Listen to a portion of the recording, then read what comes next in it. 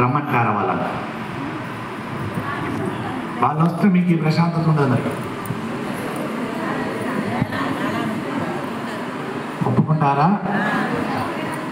మీరు అలా కూర్చుంటారా? వాళ్ళని కూర్చోబెడతారా? మీరు అలా కూర్చుంటారా? మంచి పని చేస్తుంది తల్లి. భక్త వరేణ్యులు ఇంకో 2-3 రోజులలో పెరగబోతున్నారు. ఈ సభ ఇంకా నిండుగా ఉండి మహాభారత ప్రవచనాన్ని వినబోతున్నారు.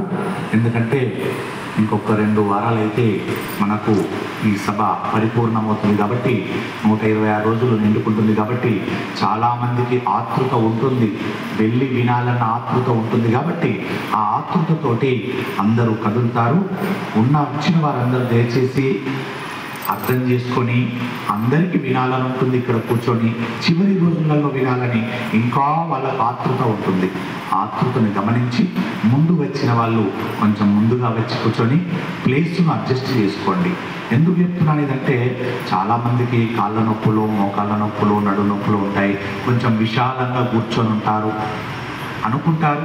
అలాంటి వాళ్ళు కొద్దిగా వెనక వైపు కూర్చోండి, లేదా అటువైపు వెళ్ళి కూర్చోండి. దానివల్ల ఏమైందంటే మీకు ప్రశాంతతగా ఉంటుంది.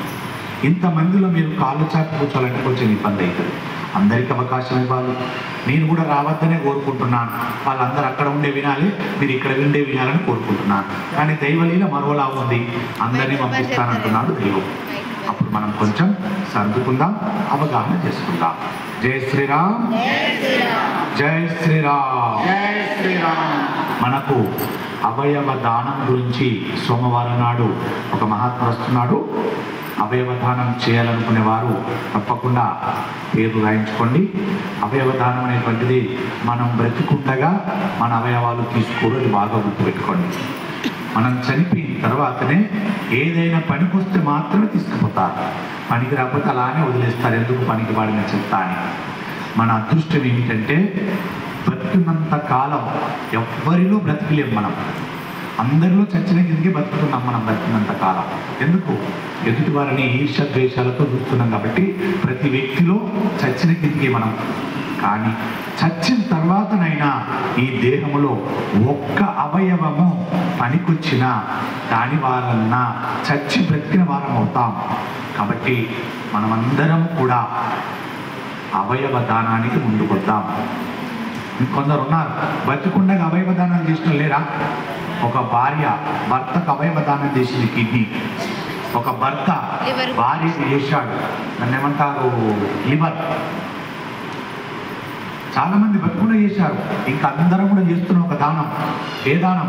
రక్తదానం చేస్తున్నాం అందరం. మనం బతుకుండా చేస్తున్నాం కదా, ఏం చస్తలేం కదా. రక్తదానం కూడా అందరూ చేయాలి. ఆరోగ్యంగా ఉండాలంటే సంవత్సరానికి ఒక్కసారైనా రక్తదానం ఇవ్వాలి.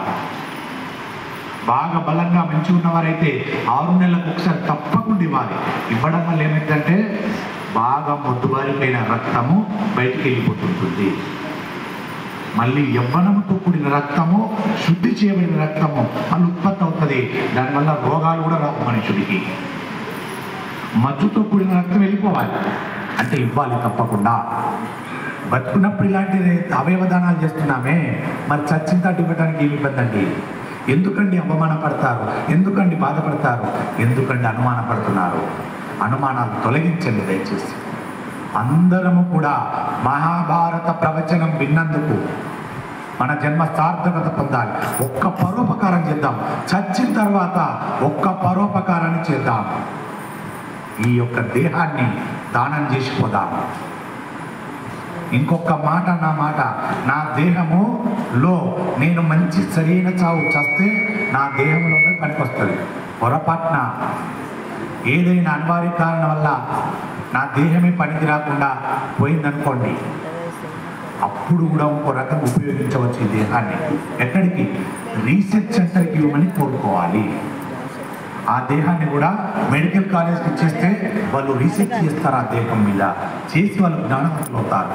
ఈ దేహానికి నాకు పనికొచ్చిందని ఆ ఒక్క విద్యార్థి అయినా, ఆ 10 మంది విద్యార్థులైనా జ్ఞానవంతులు అవడానికి నా దేహం పనికొచ్చిందని సంతోషపడటానికైనా పనికొస్తుంది. జై శ్రీరామ్. చేద్దామా అవయవదానం? చేద్దామా? చేద్దాం. వాయమ్మో వాయమ్మో వాయమ్మో, అవగాహన లోపం. కాపాడుకోండి.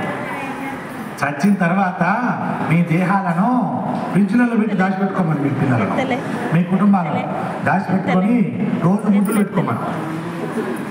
బతుకున్నప్పుడు పెట్టారు కదా, చచ్చిన తర్వాత పెడతారు. ఇక ఎంత దారుణం అండి. సరే, నేను తప్పు పట్టట్లేదు కానీ అవగాహన లేక అన్నట్టుంది. తప్పకుండా వారు వస్తారు, మనకు దాని గురించి సవివరంగా వివరిస్తారు. ఇచ్చిన తర్వాత ఇద్దాం. జై శ్రీరామ్, జై శ్రీరామ్. మంగళాచార్య పురోగమై సర్వైచ్చ పూర్వైచ్చాచార్య సుకృతాయ మంగళం. కరచరణకృతం వా కర్మవాక్కాయజం వా శ్రవణాయనజం వా మానసం వా అపరాధం విహితం వా సర్వమేతక్షమస్వ. శివ శివ కరుణాభవే శ్రీ మహాదేవ శంభో. సర్వం శ్రీ ఉమామేశ్వర పరబ్రహ్మార్పణమస్తు. స్వస్తి. జై శ్రీరామ్. ఈరోజు సందేహం సమాధానం.